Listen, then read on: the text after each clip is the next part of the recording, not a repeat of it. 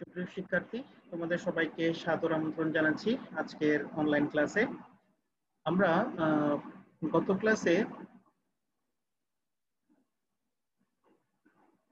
ক্লাসে তোমাদেরকে কিছু সি প্রোগ্রাম দেখিয়ে দিয়েছিলাম যে এলসিফ দিয়ে। আজকেও আমরা কয়েকটা সি প্রোগ্রাম দেখবো এলসিফ এর। দেন আমরা আবার আজকে নতুন একটা টপিকসে চলে যাব, লুপ কন্ট্রোল স্টেটমেন্টে। তো শুরু করা যাক। আমরা আজকে যেটা ফার্স্টে করতে যাচ্ছি, তোমাদেরকে বলেছিলাম গত ক্লাসের লাস্টের দিকে বলেছিলাম যে কোনো একটি বছর সেটা অধিবর্ষ কিনা আমরা এলসিফ দিয়ে দেখিয়ে দিব। আমরা এর আগে যেটা করেছিলাম ইফ এলস দিয়ে, বাট আজকে আমরা কি করব, এলসিফ দিয়ে দেখিয়ে দিব। হ্যাঁ, তো লিপ ইয়ার কিনা সেটা আমরা চেক করব এলসিফ দিয়ে। ঠিক আছে, আজকে আমরা এখান থেকে শুরু করতে যাচ্ছি। তো মনোযোগ দিয়ে ক্লাসটা করতে হবে স্যার। studio.h আমরা তো জানি, আমরা এটা সব সময় দিচ্ছি হ্যাশ ইনক্লুড studio.h, দেন হচ্ছে হ্যাশ ইনক্লুড, দেন হচ্ছে conio.h। আমরা মেইন ফাংশন দিয়ে স্টার্ট করব। ঠিক আছে, মেইন ফাংশন দিয়ে স্টার্ট করার পর hash include studio.h conio.h main function দিয়ে স্টার্ট করেছি। আমাকে একটা সংখ্যা নিতে হচ্ছে, এই সংখ্যাটা আমরা চেক করব যে সেটা লিপ ইয়ার কিনা, কেমন যে বছরটা লিপ ইয়ার কিনা সেটা চেক করব। তো বছরটার জন্য আমরা একটা নাম দিয়েছি, সেটা হচ্ছে এ। তো শুরুতে তোমাকে কি বলতে হবে, printf enter the year to check। ঠিক আছে, enter the year to check। দেন আমরা একটা scanf ইউজ করব। %d আমরা বছরটাকে বলেছি একটা পূর্ণ সংখ্যা হবে। দেন হচ্ছে and a আমরা বছরের মানটা স্ক্যানআপ দিয়ে কি করলাম, গ্রহণ করলাম। এখন আমরা চেক করব যে সেটা কি কিনা, সেটা হচ্ছে তোমার অধিবর্ষের জন্য। প্রথম শর্তটা কি হবে, a মডুলাস 400 ইকুয়াল 0। যদি সালটিকে 400 দিয়ে ভাগ যায়, মানে ভাগশেষটা যদি শূন্যের সমান হয়, তাহলে সে কি বলে দিবে, সে বলে দিবে যে এটা একটা লিপ ইয়ার। প্রিন্টএফ তখন বলবে যে %d is a লিপ ইয়ার। ঠিক আছে, তো আমরা রেজাল্টটা কাকে দেখাবো স্যার, আমরা রেজাল্টটা দেখাবো a কে। ওকে, দেন যদি কন্ডিশনটা ফলস হয় তখন সে আরেকটা কন্ডিশন চেক করবে, এলস ইফ আরেকটা কন্ডিশন চেক করবে। কন্ডিশনটা হবে যে a মডুলাস 100 দেন হচ্ছে নট ইকুয়াল 0। ঠিক আছে, এন্ড a মডুলাস 4 ইকুয়াল 0। এখানে কিন্তু দুটো শর্ত আছে, খেয়াল রাখতে হবে। প্রথম শর্তটা হচ্ছে 100 দিয়ে ভাগ যাবে না, কিন্তু 4 দিয়ে ভাগ যাবে। তো এই জিনিসটা একটু মাথায় রাখতে হবে। এখানে দুইটা শর্ত আমরা কিন্তু দুইভাবে আলাদা আলাদা ভাবে দিয়েছি। তো প্রথম শর্তটা যদি মানে তখনও লিপ ইয়ার হবে, আর পরের শর্তটা যদি মানে তখনও লিপ ইয়ার হবে। সো আমি জিনিসটা একটু কপি করতেছি, যেহেতু আমাকে আবার লিখতে হবে, আমি লিখতে চাচ্ছি না। সো আমি সরি, এখানে তো ইয়ার বানানটা একটু ভুল হয়েছে।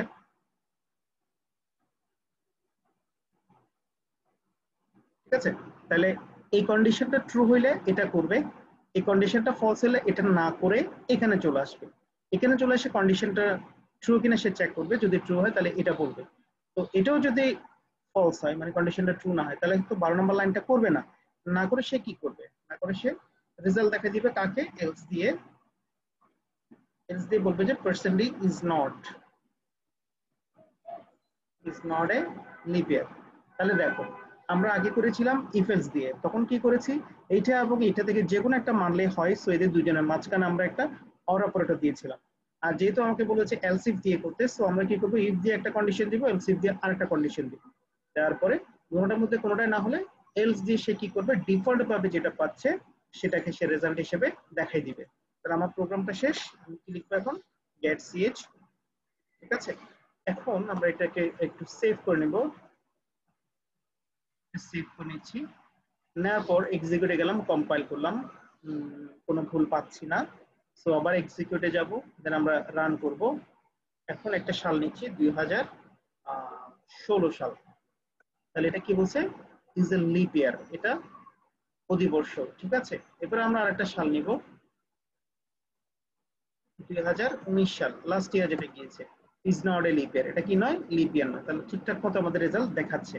তো স্যার খেয়াল রাখতে হবে, কখন ইফ ইউজ করবা, কখনো ইফ এলস ইউজ করবা, কখনো এলস ইফ ইউজ করবা, সেটা স্যার আপনাকে ভালো করে মাথায় রাখতে হবে। তো আমি আরেকটা আজকে সি প্রোগ্রাম দেখাতে চাচ্ছি, সেটা হচ্ছে কোনো একটা সংখ্যা, এবং সেটা কি পজিটিভ আর নেগেটিভ ও জিরো। ঠিক আছে, এটা কিনা আমরা চেক করে দেখবো। কোন একটা সংখ্যা নেবো, সেটা পজিটিভ নেগেটিভ নাকি জিরো, আমরা এটা চেক করবো। ঠিক আছে, তো এটার জন্য আমাকে কি করতে হবে? ফার্স্টে hash include stereo dot H, এটাও কিন্তু আমরা এলস ইফ দিয়ে করবো।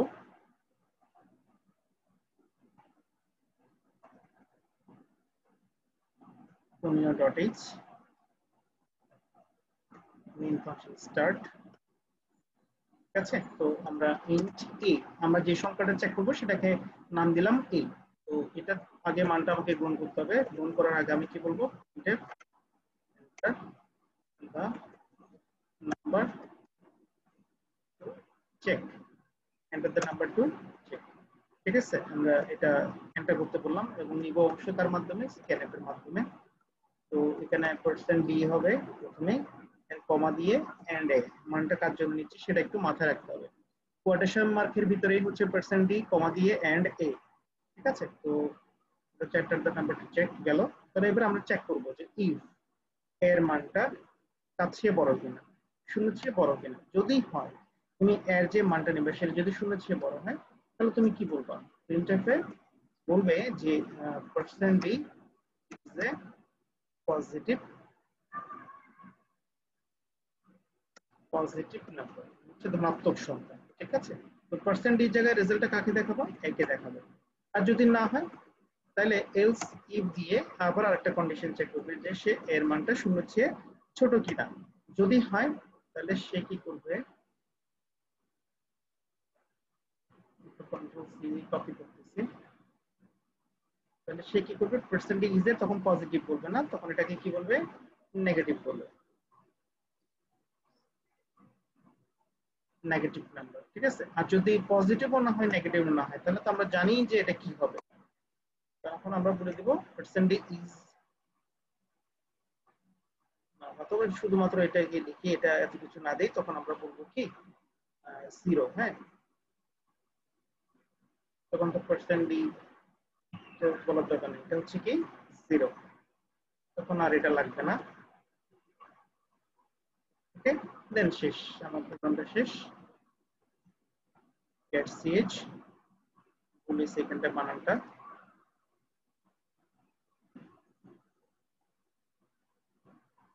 শেষ। তার মানে আমার শূন্য চেয়ে যদি বড় হয় সংখ্যাগুলোকে আমরা পজিটিভ বলবো, শূন্য চেয়ে ছোট হলে নেগেটিভ বলবো। আর যদি পজিটিভও না হয় নেগেটিভও না হয়, তার মানে কি? এটা অবশ্যই জিরো। ঠিক আছে, তো ফাইলে গেলাম, সেভ এস দিলাম, সেভ করলাম, এক্সিকিউটে গেলাম, কম্পাইল দিলাম। এখানে একটা ভুল পাচ্ছে, কজ এখানে আমরা একটা কি দিই নাই, একটা সেমিকোলন দিই নাই। আবার ফাইলে যাব, সেভ করব, এক্সিকিউটে গেলাম, কম্পাইল করলাম, এখানেও আমরা একটা কি দিই নাই, সেমিকোলন দিই নাই। ফাইলে গেলাম, সেভ করলাম, এক্সিকিউটে গেলাম, কম্পাইল করলাম, এখন কোনো ভুল পাচ্ছি না। দেন রান করলাম। এবার আমরা একটা 6 সংখ্যা নিলাম, দেখো বললো কি 6 ইজ এ পজিটিভ নাম্বার। ঠিক আছে, আমরা এবার একটা নেগেটিভ মান দিয়ে দেখবো। হ্যাঁ, একটা নেগেটিভ মান নিলাম -5, তাহলে -5 ইজ এ নেগেটিভ নাম্বার। আমাকে ঠিকঠাক মতো রেজাল্ট দেখাচ্ছে। এখন তুমি একটা জিরো নাও, দেখো শুধুমাত্র কি বললো? জিরো বললো। ঠিক আছে, তো স্যার আমরা এলস ইফ, ইফ এলস এবং ইফ স্টেটমেন্টের এগুলো সবগুলো লিখেছি। আজকে আমরা একটা নতুন টপিকসে যাব। আজকে আমরা নতুন টপিকসটার নাম দিচ্ছি, সেটা হচ্ছে যে লুপ। হ্যাঁ, লুপ স্টেটমেন্ট। তো এটা পড়ার আগে আমি আরেকটা বই থেকে তোমাদেরকে একটু ইনফরমেশন দেখাই। এটা একটু দেখো, খুব সুন্দর করে এখানটা বুঝিয়েছেন। ব্যবহারিক ব্যবহারিকটা হচ্ছে লুপ এবং লুপের ব্যবহার। প্রোগ্রামের অংশবিশেষ নির্দিষ্ট সংখ্যক বা কোনো শর্তে না পৌঁছা পর্যন্ত পুনরাবৃত্তি করাকে লুপিং বা চক্র নিয়ন্ত্রণ বলে। এই জিনিসটা হচ্ছে কি? এটা হচ্ছে যে কোনো একটা কাজকে তুমি কি করবা, একটা শর্তে না পৌঁছা পর্যন্ত বারবার করতে থাকবে, মানে পুনরাবৃত্তি করতে থাকবে। একটা কাজকেই তুমি বারবার করতে থাকবে, সেটাকে বলা হচ্ছে লুপ বা চক্র নিয়ন্ত্রণ। কেমন? তো এই লুপ বা চক্র নিয়ন্ত্রণটা 3 ধরনের হয়: অসীম লুপ হয়, সসীম লুপ হয়, মধ্যবর্তী লুপ হয়। মানে হচ্ছে লুপ 3 প্রকার। এটা হচ্ছে এন্ডলেস, এটা হচ্ছে ফিনিট বা সসীম লুপ, আর এটা হচ্ছে নেস্টেড লুপ। যদি কোনো লুপ অনবরত আবর্তন করতে থাকে, কখনো শেষ না হয়, তবে তাকে বলা হয় অসীম লুপ। আর সসীম লুপটা হচ্ছে নির্দিষ্ট সংখ্যক আবর্তনের পর যে লুপটা কি হয়ে যাবে, এটা শেষ হয়ে যাবে, তাকে আমরা বলছি কি সসীম লুপ। আর মধ্যবর্তী লুপটা হচ্ছে একটি লুপের মধ্যে যদি একটি লুপ থাকে আর একটি লুপ থাকে, তাহলে তাকে বলা হয় মধ্যবর্তী লুপ। এটাকে আমরা বলছি নেস্টেড লুপ। আমরা তো সবাই জানি নেস্ট মানে হচ্ছে পাখির বাসা, ঠিক আছে? তো নেস্টেড লুপ মানে হচ্ছে একটা লুপের ভিতরে আরেকটা লুপ। তো লুপ স্টেটমেন্টের লুপ বডি এবং টেস্ট কন্ডিশনের অবস্থানের ভিত্তিতে লুপ স্টেটমেন্ট সমূহকে দুই ভাগে ভাগ করা হয়। একটা হচ্ছে এন্ট্রি কন্ট্রোল লুপ, এটা হচ্ছে এক্সিট কন্ট্রোল লুপ। তো আমি এই জিনিসটা বোঝানোর আগে ছোট্ট একটা সি প্রোগ্রাম দিয়ে তোমাদেরকে একটা জিনিস বুঝাই দিব। একটা নতুন সি প্রোগ্রাম নিচ্ছি। মনে করো তোমাকে আমি বললাম যে তুমি শুধুমাত্র বাংলাদেশ লেখাটা আউটপুট স্ক্রিনে দেখাও, শুধুমাত্র বাংলাদেশ লেখাটি আউটপুট স্ক্রিনে দেখাও, তখন তুমি কিভাবে সি প্রোগ্রামটা করবে? তাহলে তোমাকে ফার্স্টে করতে হবে কি, হ্যাশ ইনক্লুড দিবা studio.h, কেমন? দেন হ্যাশ ইনক্লুড হচ্ছে conio.h, দেন হচ্ছে মেইন ফাংশনটা স্টার্ট হবে। জাস্ট একটা লাইন দেখাইতে বলছে, মানে শুধু একটা ওয়ার্ডকে আউটপুট আকারে দেখাইতে বলছে। তো আউটপুট আকারে দেখানোর জন্য আমরা কোন লাইব্রেরি ফাংশনটা ইউজ করি, সেটা হচ্ছে প্রিন্টএফ। তো প্রিন্টএফ এর মধ্যে আমরা কি লিখবো, যদি তোমাকে বাংলাদেশ দেখাইতে বলে তুমি বাংলাদেশটাই কি করবা, দেখাবে। বা আইসিটি দেখাইতে বলছে মনে করো, বা সায়েন্স দেখাইতে বলছে, যেটাই দেখাইতে বলুক না কেন সেটাই দিবা। জাস্ট এটা দেওয়ার পরে গেটস দিয়েছি, দেখো ছোট্ট একটা সি প্রোগ্রাম দিয়েছি আমরা। তো এটাই হচ্ছে আমার সি প্রোগ্রামটা। জাস্ট আমরা একটা ওয়ার্ড জাস্ট আউটপুট স্ক্রিনে দেখাবো। আমি ফাইলে গেলাম, এটাকে সেভ এস দিলাম, মানে সেভ করে নিচ্ছি, দেন এক্সিকিউটে গেলাম, এরপর কম্পাইল করলাম। দেখো কোনো ধরনের ভুল পাওয়া যায়নি। আমরা রানে গেলাম, দেখো বাংলাদেশ লেখাটি আমাদেরকে শো করছে, কেমন? বাংলাদেশ লেখাটা আমরা দেখতে পাচ্ছি, শুধুমাত্র বাংলাদেশ লেখাটাকে দেখতে বলছে। হ্যাঁ, এখন তোমাকে যদি বলতো যে বাংলাদেশ লেখাটি 5 বার প্রদর্শন করতে হবে, কতবার? 5 বার, তাহলে তোমাকে কি করতে হবে, এই জিনিসটা বারবার লিখতে হবে, কেমন? কন্ট্রোল সি দিলাম আমি। দেখো আমি একটা বারবার না লেখার জন্য 1 2 3 4 5, দেখো 5টা প্রিন্ট এফ দিয়েছি। সেভ করতেছি, দেন এক্সিকিউটে গেলাম, এবার কি করলাম, কম্পাইল করলাম, কোনো ভুল পাওয়া যায়নি, রান করলাম। দেখো 5 বার বাংলাদেশ লেখাটা দেখাচ্ছে, বাংলাদেশ বাংলাদেশ বাংলাদেশ 5 বার দেখাচ্ছে। কেন 5 বার দেখাচ্ছে? কারণ আমি এখানে 5টা কি ইউজ করেছি, প্রিন্ট এফ ইউজ করেছি, কেমন? তো তোমাকে যদি এখন বলে যে 50 বার দেখাইতে, তাহলে তোমাকে 50 বার প্রিন্ট এফ লিখতে হবে। তাহলে 50 বার তোমার কি হয়ে যাচ্ছে, 50 বার তোমার কাজটা মানে বারবার প্রিন্ট করার জন্য লিখতে হবে, সময় বেশি লাগবে, তোমার কষ্টও বেশি হবে, প্রোগ্রামের জটিলতাও বেড়ে যাবে, ঠিক আছে? তো সেটা না করতে পারার জন্য, সেটা না করার জন্য তোমাকে কি করতে হবে, একটা লুপ স্টেটমেন্ট ইউজ করতে হবে। আমরা একটু আগে যেটা পড়েছি, এই যে আমরা কোনো একটা নির্দিষ্ট অংশকে, যে প্রোগ্রামের একটা অংশকে নির্দিষ্ট সংখ্যক বার আমরা কি করবো, এটাকে পুনরাবৃত্তি করাবো এবং একটা শর্তে না পৌঁছা পর্যন্ত। তো সেটাকে বলা হচ্ছে লুপিং। মানে আমি একটু আগে যে সি প্রোগ্রামটা আমাদেরকে এখানে দেখিয়েছি, এই যে বাংলাদেশ লেখাটি, সেটাকে আমরা কি করবো, বারবার করতে থাকবো, মানে বারবার প্রিন্ট করতে থাকবো। কতবার? 50 বার করবো।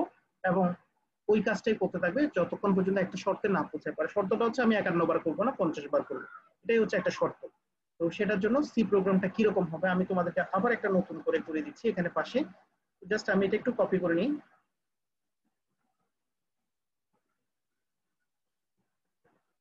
আচ্ছা, তো আমরা কি করব, যে একটা নতুন বলেছি জিনিস স্টার্ট করব। দেখো সেটা কি, সেটা হচ্ছে ইন্ট আই, আমরা একটা চলক ঘোষণা করেছি এবং এখানে একটা ফর লুপ দিতে হয়। আসলে for I equal 1, I less than equal, সে কত পর্যন্ত কাজ করবে, 50 পর্যন্ত কাজ করবে, দেন হচ্ছে আই প্লাস প্লাস, ঠিক আছে? এই জায়গাটাতে আসার পর সে কি করবে, প্রিন্ট এফটা এখানে দিবে। তো আমি জিনিসটা একটু পরে বুঝে দিব, তোমাদের জাস্ট একটু রেজাল্টটা দেখাচ্ছি। প্রিন্ট এফ আমরা কি লিখতেছি, ঠিক আছে?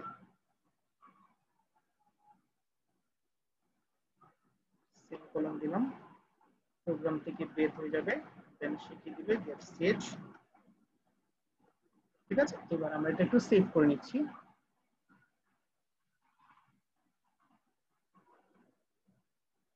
কমপ্লিট, কোনো ঝামেলা নাই। রান করতেছি, দেখো তো 50 বার তোমাকে প্রিন্ট করে দেখাইছি কিনা। 1 2 3 4 5 আর এদিকে হচ্ছে 10টা করে, টোটাল হচ্ছে 50টা তোমাকে প্রিন্ট করে দেখাইছে। কি দেখাইছে? বাংলাদেশ।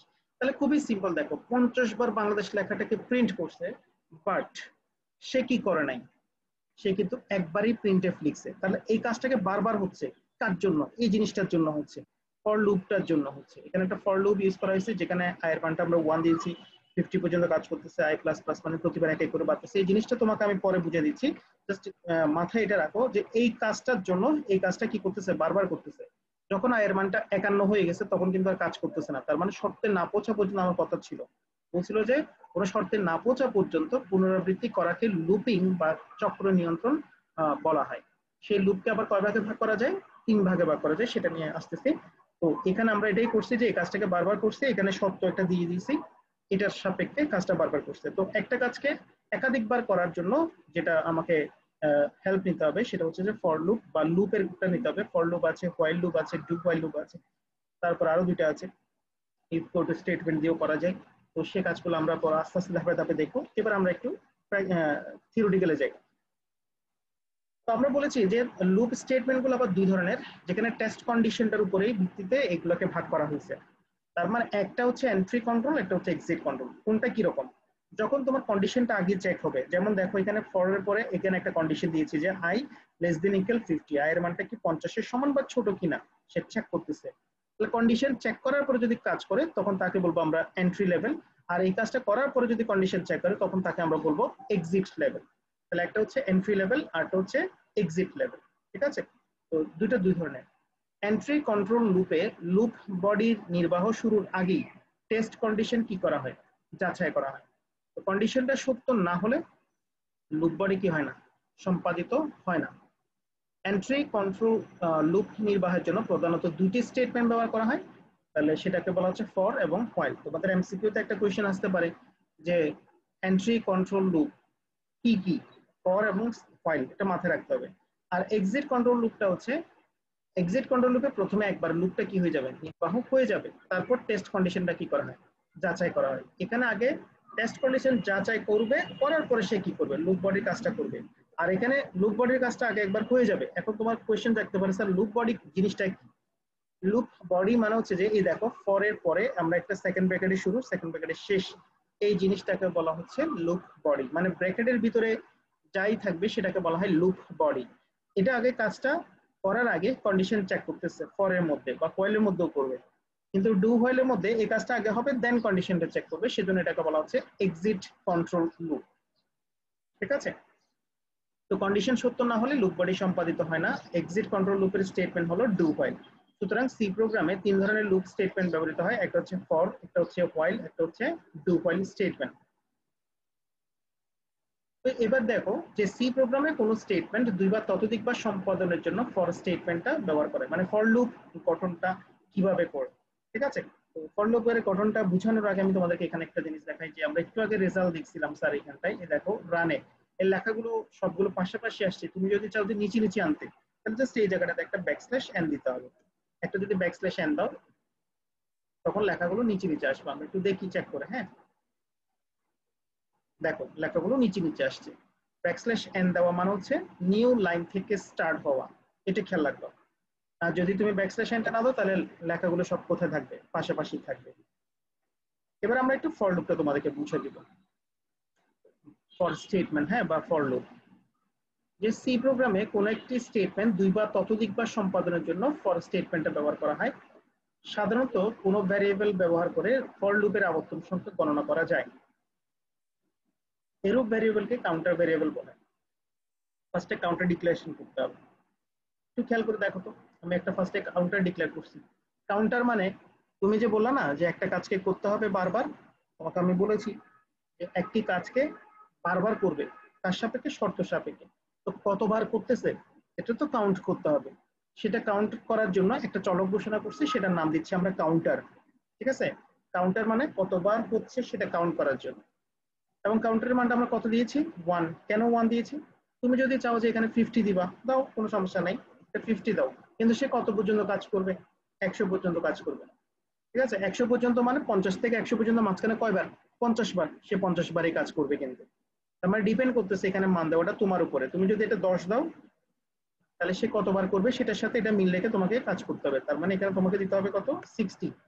ঠিক আছে, মানে ডিফারেন্সটা যাতে কি থাকে, ডিফারেন্সটা যাতে 50 থাকে।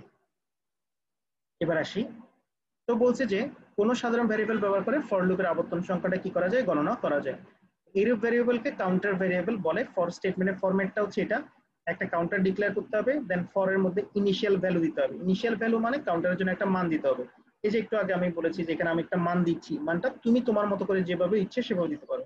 তুমি 0 দিতে পারো, 0 দিলে সে কাজ করবে কত পর্যন্ত, সে কাজ করবে 49 পর্যন্ত, কারণ 0 থেকে 49 মানে হচ্ছে 50। ঠিক আছে, তাহলে এটা তোমার উপর ডিপেন্ড করছে। এরপরে একটা টেস্ট কন্ডিশন দিব, এই যে আমরা এখানে একটা কন্ডিশন দিয়েছি, এটাকে বলছি টেস্ট কন্ডিশন। সে কন্ডিশনটা চেক করবে, মানে এখান থেকে সে এখানে যাবে, কন্ডিশন চেক করবে, কন্ডিশন ট্রু হলে সে ব্লকের ভিতরে ঢুকবে, এই যে সেকেন্ড ব্র্যাকেটের ভিতরে ঢুকে এই কাজটা সে করবে, মানে প্রিন্ট করবে। কাকে প্রিন্ট করবে, এই বাংলাদেশ লেখাটাকে সে প্রিন্ট করলো। করার পরে সে কোথায় যাবে, এই জায়গাটাতে যাবে, এই যে আই প্লাস প্লাস দেখতেছি, মানে এই কাজটা কমপ্লিট হওয়ার পরে তো এখানে আসছে, এখান থেকে সে ঘুরে ডিরেক্ট এখানে চলে আসবে, মানে নিচে যাবে না, উপরে যাবে এখানে। তো আই প্লাস প্লাস যেখানে দেখতেছি সেখানে যাবে। সেখানে যাওয়ার পর তার কাজটা কি, আয়ের মান যেটা ছিল আগে সেটার সাথে সে 1 যোগ করবে। আয়ের মান আগে 0 ছিল, এখন 1 যোগ করলো, তাহলে আয়ের মান হয়ে গেল 1।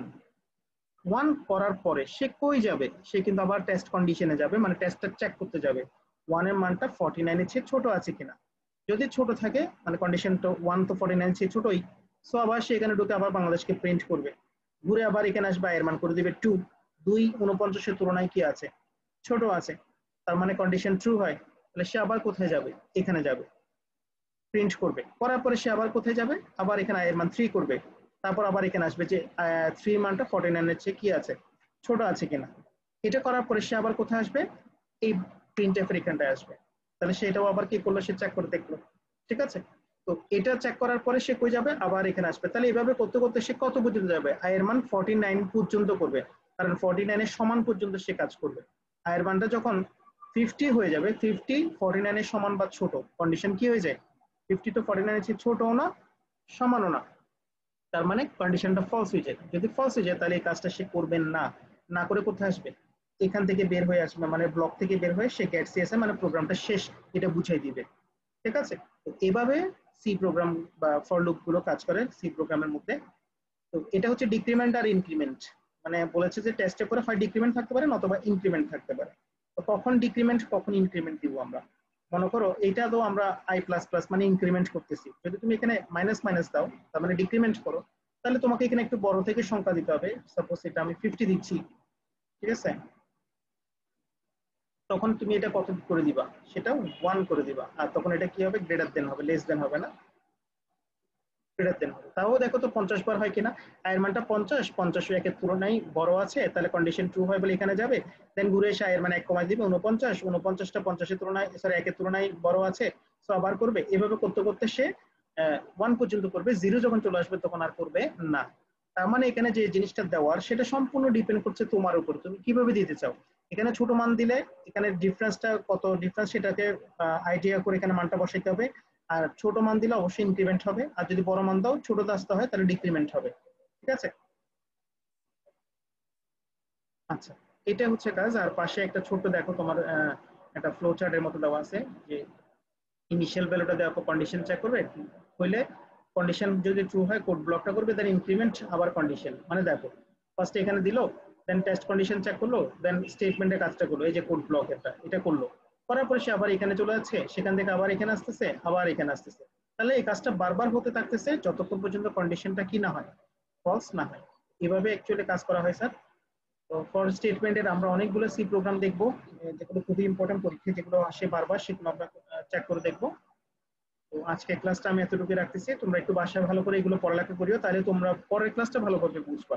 ঠিক আছে, আর এরপরে যদি কোনো সমস্যা থাকে অবশ্যই অবশ্যই তোমাদের কমেন্ট বক্সে তোমরা এটা একটু আলোচনা করবা, স্যারকে নক করবা, আমি তোমাদেরকে এটা ঠিক করে দেবো। ঠিক আছে, ওকে স্যার, ধন্যবাদ সবাইকে, ভালো থাকবেন।